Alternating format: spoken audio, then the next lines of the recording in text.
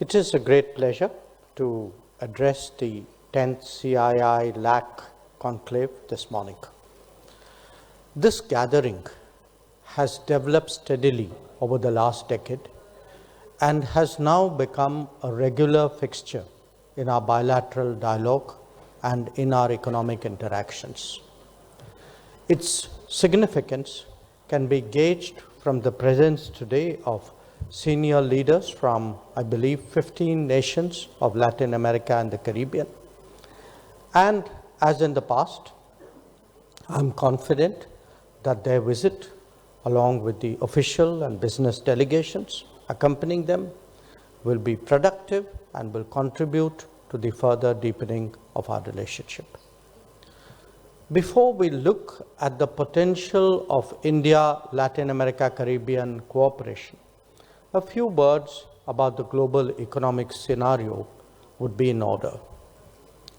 The fact is that we are passing through an uncertain and volatile period where the accumulated stresses of the past and the impending challenges of the future make a very potent combination. We are all developing countries and therefore among those most impacted by the long-term consequences of the COVID pandemic. Indeed, the catastrophic impact of that event is hard to overstate. It has set back realization of SDG targets very considerably. On top of that, the implications of the Ukraine conflict for food, fuel, and fertilizer security have been additional stress points. Even otherwise, the global economy was witnessing pressures of unviable debt, deteriorating terms of trade, and hard currency shortages. The cost of borrowing, particularly for developing countries, has been exorbitant. This challenging backdrop is the reality that we must recognize as we explore new forms of cooperation. The economic lessons from these happenings are also something that we need to take into account. Clearly, there is a need to de-risk the global economy from the dangers of over-concentration in any single geography. But we also need to build reliable and resilient supply chains. At the same time, because we have now moved decisively, irrevocably into the digital era, we need to ensure trust and transparency when it comes to selection of partners. Where India's collaboration with Latin America and the Caribbean are concerned, there are some areas of special priority as a result. First and foremost, our partnership must address the needs of health security. India is a major player when it comes to pharmaceuticals and vaccines. We are today prepared to not only export competitively, but also localize production where necessary. Many countries in the region already have positive experiences of our vaccines, of our life-saving drugs, of APIs, and of medical devices. We have also developed the concept of Jan Aushadhi Kendras, which is like a people's pharmacy, that increase accessibility and affordability of medicines. Many of us have a well-established heritage of traditional medicine, facilitating technology flows, harmonizing regulations, recognizing pharmacopoeia, and promoting mobility of talent are among the possibilities that we should encourage. Now, both COVID and conflict have brought home to us the importance of food security. Disputes in faraway places have actually exacerbated hunger in many homes. And like during the COVID times, we saw little concern on the part of those better off about those who were not. Supply chains have also been impacted by threats to maritime shipping, accidents, or even extreme climate events. Since this involves such basic needs of society, the world is ideally looking for self-sufficiency. But if not, at least for close and reliable shoring. Latin America and the Caribbean are regions blessed by nature. They have the ability to serve as a breadbasket, not just for themselves, but for the entire world. But to realize their full potential, there is need for better technology, for greater productivity, for logistics, for post-harvest storage, and for more food processing. Advancements like drones, nano-fertilizers, and AI applications can make a big difference. These are some of the prospects that we need to explore collaboratively. The quest for energy security ranks only next to health and food security. LAC is a prolific producer of energy whose real capabilities are only now beginning to be visible. India, on its part, will actually be accounting for the largest share of new energy demands in the foreseeable future. So tying up as a reliable supplier to the fifth largest economy, probably the third by the end of the decade, makes eminent sense. Modern day transportation ensures that no source of supply is too far. Our shared interests extend beyond orthodox fossil fuels to biofuels and to renewables. Initiatives like the International Solar Alliance or the Global Biofuel Alliance are noteworthy in that context. Let me also add that energy cooperation can be a two-way street. Indian companies are active in power transmission. We can also contribute to strengthening the renewable sector and perhaps even the civilian nuclear one in the future. So, ladies and gentlemen, India is today, in many ways, a pioneer of digital public infrastructure. In the last decade, we have veritably seen a transformation in the quality of governance and the efficiency of services delivery as a result. This has not only dramatically reduced leakages, but enabled limited resources to be deployed across a much vaster societal expanse.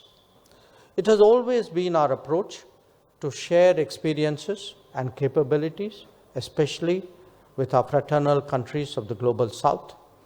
We would be open to engaging in collaborative endeavors in the digital domain so that its benefits can also be availed of in Latin America and the Caribbean.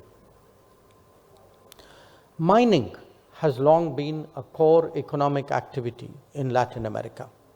Many Indian companies have established themselves in this area through their investments and other activities. They range from aluminium and copper to precious metals. In recent years, there is also interest in lithium resources and other minerals relevant to semiconductors and electric mobility.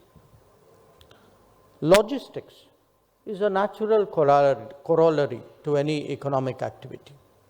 Those of you who would have visited India before this particular occasion need no convincing of our progress in infrastructure. For those here for the first time, do appreciate that we are currently building about 10,000 kilometers of highway and 4,000 kilometers of railway annually. Our airports have doubled in the last decade, while our metro systems have more than tripled in that period. Whether it is power grids or water pipelines, Indian companies have developed formidable capacities that they can now deploy abroad. We can be your reliable partner in all these domains.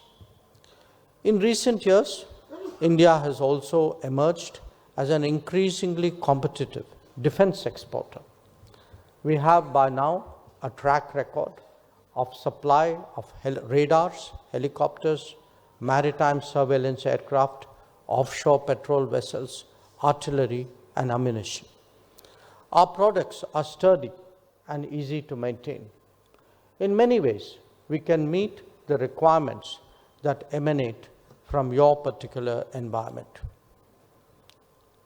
Like Latin America and the Caribbean, India is also rapidly becoming a middle-class society. Quite often, aspirations and lifestyles move ahead of actual incomes. But what it does in multiple domains is to position India as a competitive source for the consumption demands of that economic group. From small cars to two-wheelers, from pharmaceuticals to smartphones, we can today really compete with the best of the world. There is a growing complementarity between our economies that the political leadership can help accelerate and consolidate. Our bilateral trade today has reached the annual range of about $35 to $40 billion annually. These numbers have a real potential of increasing if we make sustained efforts. Stronger cooperation between policymakers and business community will surely yield results. The investment story has also begun to take off in both directions. Here too, there is cause for greater optimism. Let me add two other factors because they both characterize our current, I would say, development and initiatives in this country, as well as reflect the priorities of my own ministry. One pertains to the startup and innovation culture. I think if the visiting ministers and business people spend a little time, this is probably the biggest change which has occurred in the last few years. And you can actually feel the startup energy in this country. It is again, I think, an area that we need to explore more actively with our international partners. The second refers to projects that we undertake. I think there was a reference both by Mr. Banerjee and Mr. Mukundan to that. India today has roughly about 80 development partners, 80 countries with whom we work on projects. And we have delivered more than 600 significant projects across the world. Many of them are in Latin America and Caribbean. I've had the privilege of visiting some of them myself. Some of them are big. They are infrastructure projects, roads, for example, or power grids. Some of them may be much smaller. They may be community projects. But I again want to highlight that as an area of cooperation, something that we would like to take forward. We are actually, I think, even during this conclave, advancing it with some of our partner countries. So let me conclude by saying this, that last year while visiting the LAC region, Prime Minister Narendra Modi announced the development of a portal, partnerindia.org. It would focus on the 5 T's: trade, technology, tourism, talent, and tradition. Once developed and boarded, it would be the port of first call for those who are keen to engage with each other. We expect this portal to materialize by the end of the year, and hopefully it would contribute to making this conclave an even smarter deliberation. So again, I want to say we appreciate very much the presence of all the visiting leaders, of their delegations. I would particularly like to acknowledge and appreciate the efforts of Team CII and Team MEA. As we now move into the second decade of the India-LAC Conclave, I'm confident that this would emerge as a key platform to energize a partnership that is increasingly productive and consequential. I thank you for your attention.